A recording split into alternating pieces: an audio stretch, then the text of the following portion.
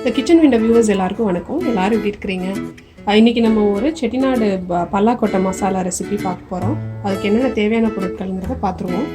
பலாக்கொட்டை இந்த மாதிரி ரெண்டாக கட் பண்ணி எடுத்துருக்கிறேன். இது வந்துட்டு ஒரு எப்படியும் 150 to 200 கிராம் இருக்கும். அதுபோல் சின்ன வெங்காயம் இதுக்கு ஒரு 20 வெங்காயம் வந்து நீல வாக்கில் கட் பண்ணி வச்சுருக்கேன். ஒரே ஒரு நாட்டு தக்காளி. அதுக்கப்புறம் அரைக்கிறதுக்கு தேவையான மசாலா பார்த்துட்டிங்கன்னா தேங்காய் ஒரு 2 to 3 டேபிள் ஸ்பூன் எடுத்துக்கலாம். ஒரு சின்ன துண்டளவு இஞ்சி இந்த அளவுக்கு, ஒரு 5 பூண்டு பல் உரித்து வச்சுருக்கேன். அதே போல் சோம்பு வந்துட்டு ஒரு டீஸ்பூன், மிளகாய் பொடி வந்து அவங்கவுங்க காரத்துக்கு ஏற்ற மாதிரி நான் ஒரு 2 டீஸ்பூன் எடுத்து வச்சுருப்பேன். மஞ்சள் பொடி வந்துட்டு ஒரு 1/4 டீஸ்பூன், உப்பு தேவையான அளவு. அதுபோல் எண்ணெய் வந்து தாளிக்கிறதுக்கு நான் இன்றைக்கி நல்லெண்ணெய் தான் எடுத்திருக்கேன். இது எப்படி வந்துட்டு மசாலா மாதிரி நம்ம அரைச்சி செய்கிறது அப்படிங்கிறத பார்ப்போம். பலாக்கொட்டையும் இன்றைக்கி நம்ம ப்ரெஷர் குக்கரில் வேக வச்சுக்கலாம். நான் அதில் மஞ்சள் பொடியும் உப்பும் மட்டும் போட்டிருக்கேன். குக்கரில் கொஞ்சம் தண்ணி வச்சு நம்ம எப்போதும் போல் ப்ரெஷர் குக் பண்ணுற மாதிரி வேக வச்சு எடுத்துக்கலாம் தனியாக.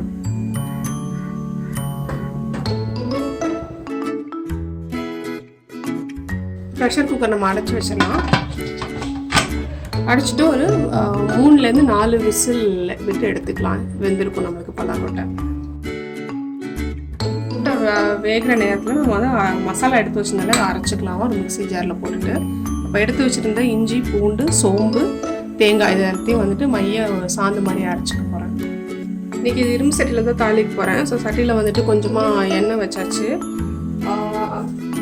பலாக்கொட்டை வந்து நம்ம வேக வச்சுருந்தோம் இல்லையா, மஞ்சத்தூள் உப்பு போட்டு அது இந்த மாதிரி தான் இருக்கும். அது எப்படி தாளித்து நம்ம இது பண்ண மசாலா பண்ணுறது அப்படின்னு பார்ப்போம். எண்ணெய் கொஞ்சம் சூடானதுக்கப்புறம் கொஞ்சோண்டு சோம்பு மட்டும் போடுறேன். கருவேப்பிலை,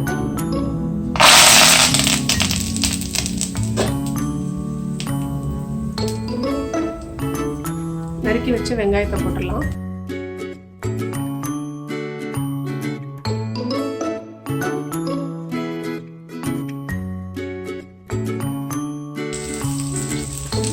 ரெண்டு பூண்டு தட்டி வச்சிருக்கேன், அதையும் சேர்த்துறேன்ல.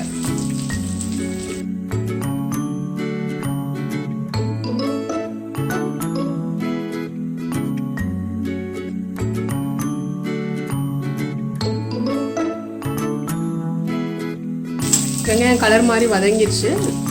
இப்போ நம்ம அந்த எடுத்து வச்சிருந்த தக்காளி சேர்த்துக்கலாம்.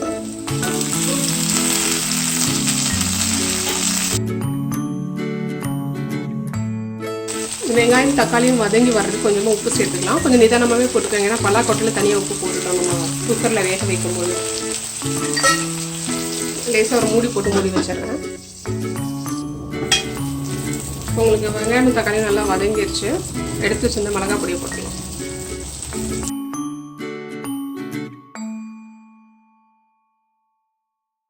ஒரு 10 செகண்ட் இதையும் வதக்கிட்டு எடுத்து வச்சிருந்த பலாக்கொட்டை சேர்த்துடலாம். வேக வச்சிருந்தோம் இல்லையா, அதை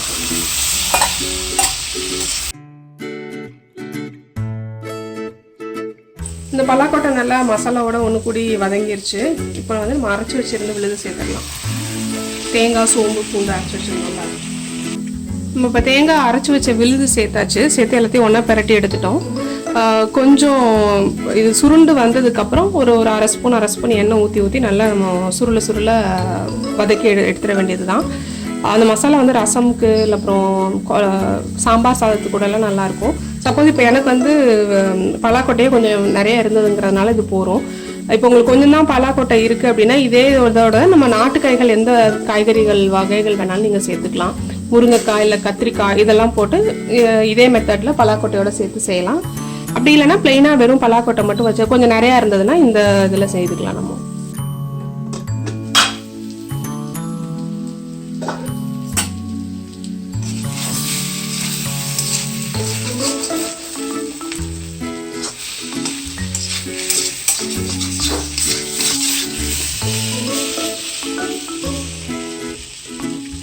நல்ல எண்ணெய் பிரிஞ்சு வந்து சுருள வதங்கியிருக்கு.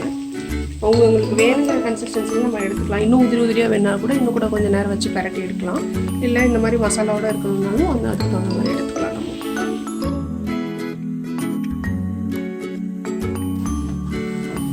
இல்லை நம்ம கொஞ்சம் கருவேப்பிலை சேர்த்துக்கிறேன். செட்டிநாடு பலாக்கொட்டை மசாலா ரெடி. வீடியோ பிடிச்சிருந்ததுன்னா லைக் பண்ணுங்கள், ஷேர் பண்ணுங்கள், சேனலுக்கு சப்ஸ்கிரைப் பண்ணிக்கோங்க. உங்களுக்கு ஏதாவது கமெண்ட்டோ இல்லை புதிய ரெசிபி தெரிஞ்சுக்கணுன்னா கீழே கமெண்ட் செக்ஷனில் தெரியப்படுத்துங்க. கண்டிப்பாக ஒரு நாள் ட்ரை பண்ணி வீடியோ போடுறேன். மீண்டும் ஒரு ரெசிபியோட இல்லை ஒரு கண்டென்ட்டோட விரைவில் சந்திக்கலாம். நன்றி, வணக்கம்.